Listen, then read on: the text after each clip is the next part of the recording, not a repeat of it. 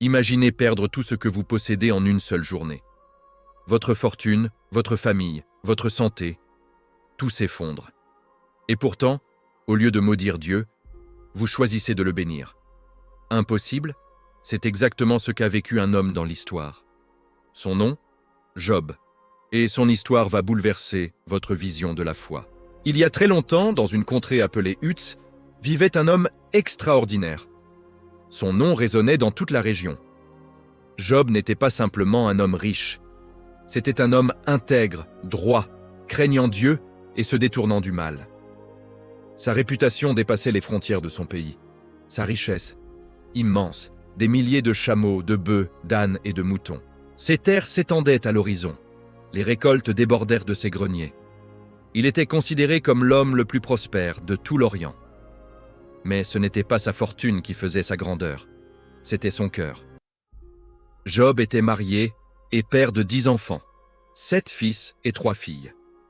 Une famille unie, heureuse, bénie. Chaque matin, avant l'aube, Job se levait pour intercéder pour chacun de ses enfants. Il priait pour leur pureté, leur protection, leur fidélité à Dieu. Il craignait qu'ils ne s'égarent, même inconsciemment. Seigneur éternel, si l'un de mes enfants a péché par ignorance ou par faiblesse, pardonne-lui. Couvre-les de ta grâce, garde leur cœur attaché à toi. Job était un père spirituel avant d'être un père biologique. Et Dieu le regardait avec une profonde satisfaction. Mais ce que Job ignorait, c'est qu'à ce moment précis, une scène se déroulait dans les lieux célestes. Une assemblée divine. Dieu était entouré de ses anges. Et parmi eux se tenait une créature rusée, pleine de malice. Satan. Dieu s'adressa à lui avec autorité. « D'où viens-tu ? Je viens de parcourir la terre, Seigneur. J'observe les hommes. Je cherche ceux qui chancellent, ceux qui abandonnent. » Dieu, dans sa souveraineté, posa alors une question qui allait tout déclencher. « As-tu remarqué mon serviteur Job ? Il n'y a personne comme lui sur la terre.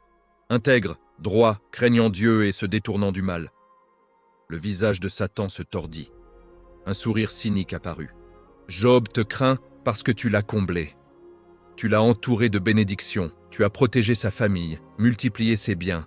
Bien sûr qu'il te sert, mais touche à ce qu'il possède, et tu verras s'il te bénit encore. » Dieu, dans sa sagesse infinie, accepta le défi. « Très bien, tout ce qu'il possède est entre tes mains, mais tu ne toucheras pas à sa personne. » Satan quitta la présence de Dieu avec un plan destructeur en tête. Job allait être testé comme jamais. Les jours suivants furent les plus sombres de la vie de Job. Un après-midi, alors qu'il était chez lui, un serviteur arriva en courant, le souffle court, le visage défait. « Maître, les Sabéens ont attaqué. Ils ont enlevé tous tes bœufs et tes ânes. Ils ont massacré les serviteurs. Je suis le seul survivant. » Job n'eut même pas le temps de réagir. Un deuxième messager surgit, tremblant de terreur. « Maître, le feu de Dieu est tombé du ciel. Tous tes moutons et tes bergers ont été consumés. Tout a brûlé. Je suis le seul qui en ait réchappé. » Puis un troisième messager apparut, les larmes aux yeux. « Maître, les Chaldéens ont fait une razzia. Ils ont pris tous tes chameaux. Ils ont tué les serviteurs. Je suis le seul à avoir survécu. » Job vacillait sous le poids des nouvelles, mais le pire restait à venir. Un quatrième homme arriva, le visage brisé par la douleur. « Maître, tes enfants, ils étaient tous réunis dans la maison de ton fils aîné pour un festin. Un vent violent s'est levé du désert. La maison s'est effondrée. Ils sont tous morts. Tous les 10. » Le silence. Job se figea. Ses jambes le lâchèrent. Il tomba à genoux. La douleur était insupportable. Ses enfants, ses précieux enfants, partis, en un instant. Il déchira ses vêtements en signe de deuil. Il se rasa la tête.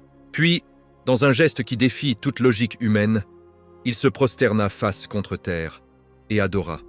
« Je suis sorti nu du ventre de ma mère, et nu je retournerai dans la poussière. L'Éternel a donné, l'Éternel a repris. Que le nom de l'Éternel soit béni. » Incroyable. Job venait de tout perdre, et pourtant, il ne maudit pas Dieu, il le bénit. Dans les cieux, Satan fulminait. Job avait tenu bon, mais il n'était pas prêt à abandonner. Il se présenta à nouveau devant Dieu. « Oui, Job a gardé son intégrité, mais touche à son corps, à sa santé, et tu verras s'il te bénit encore. » Dieu répondit avec fermeté, « Soit, il est entre tes mains, mais tu épargneras sa vie. » Alors Satan frappa Job d'un ulcère malin, des pieds à la tête. Des plaies purulentes recouvraient tout son corps. La douleur était atroce, chaque mouvement était une torture. Job, autrefois puissant et respecté, était réduit à gratter ses plaies, avec un tesson de poterie, assis dans la cendre. Sa femme, elle-même brisée par le chagrin, le regarda avec désespoir. « Jusqu'à quand vas-tu rester attaché à Dieu? Maudis-le et meurs. Au moins, tu seras délivré de cette souffrance. » Job leva les yeux vers elle, faible mais ferme. « Tu parles comme une femme insensée. Si nous acceptons le bonheur que Dieu nous donne, ne devons-nous pas aussi accepter le malheur? » Même dans la douleur la plus intense, Job refusait de renier Dieu. La nouvelle de la tragédie de Job se répandit. 3 de ses amis les plus proches, Éliphaz, Bildad et Tsophar, vinrent le voir. Quand ils l'aperçurent de loin, ils ne le reconnurent même pas. Ils pleurèrent, déchirèrent leurs vêtements et restèrent assis en silence avec lui pendant 7 jours. Puis ils commencèrent à parler, et leurs paroles, bien qu'elles semblaient sages, étaient en réalité des accusations déguisées. « Job, Dieu est juste. S'il permet cette souffrance, c'est qu'il y a une raison. As-tu péché en secret? Peut-être que tes enfants ont péché et Dieu les a punis. Repens-toi, Job, confesse ton péché caché et Dieu te restaurera. » Job, épuisé et brisé, répondit avec une douleur profonde. « Je ne suis pas coupable, je n'ai rien fait pour mériter cela. Pourquoi Dieu permet-il cela si je suis innocent ?» Ses amis insistaient. Ils ne comprenaient pas. Pour eux, la souffrance était toujours une punition directe du péché. Mais ils avaient tort. Et Job le savait. Finalement, après de longs jours de questionnement, de douleur et de confusion, Dieu lui-même intervint. Un tourbillon puissant se leva. Une voix retentit, majestueuse, terrifiante, absolue. « Qui es-tu pour obscurcir mes plans par des paroles sans connaissance? Prépare-toi, Job, je vais t'interroger et tu me répondras. » Dieu commença alors à poser des questions qui révélaient l'immensité de sa puissance et de sa sagesse. « Où étais-tu quand j'ai fondé la terre? Sur quoi ses bases sont-elles posées? Qui a tracé ses dimensions? As-tu commandé au matin de se lever? As-tu montré à l'aurore sa place? Es-tu entré dans les réservoirs de la neige? As-tu vu les trésors de la grêle? Qui a donné au coq l'intelligence pour annoncer l'aube? Qui a mis la sagesse dans l'ibis?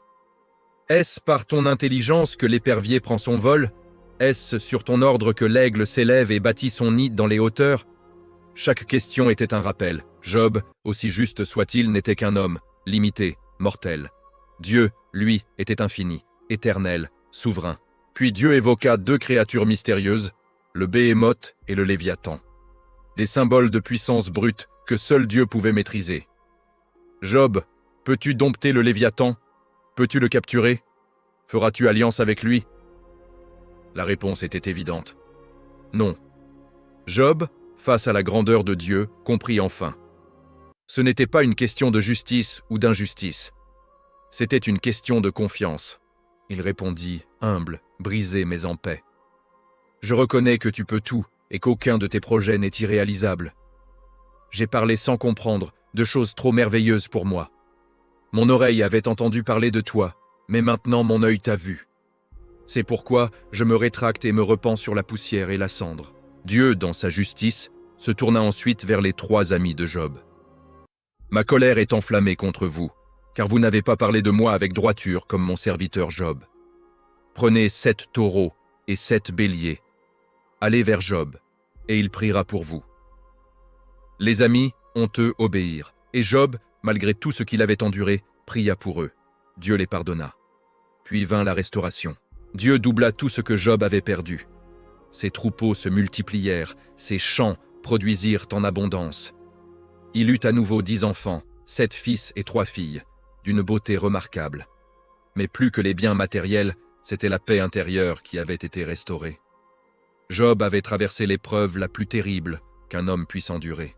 Et il en était sorti plus fort, plus sage, plus proche de Dieu. Il vécut encore 140 ans. Il vit ses enfants, ses petits-enfants, jusqu'à la 4e génération. Puis il mourut, rassasié de jour, en paix avec Dieu. Conclusion 14:30 à 15. Pom.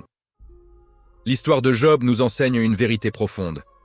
La souffrance n'est pas toujours une punition. Parfois, c'est un test. Parfois, c'est un raffinage. Et souvent, c'est une opportunité pour Dieu de révéler sa gloire à travers notre fidélité.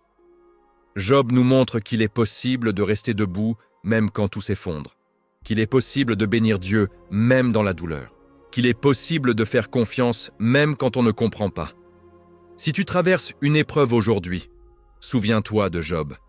Dieu n'a pas abandonné. Il est là, et sa restauration viendra. Si cette histoire t'a touché, écris en commentaire. Foi, persévérance. Abonne-toi, partage cette vidéo et continue de découvrir les trésors de la Bible avec nous. Que Dieu te bénisse puissamment.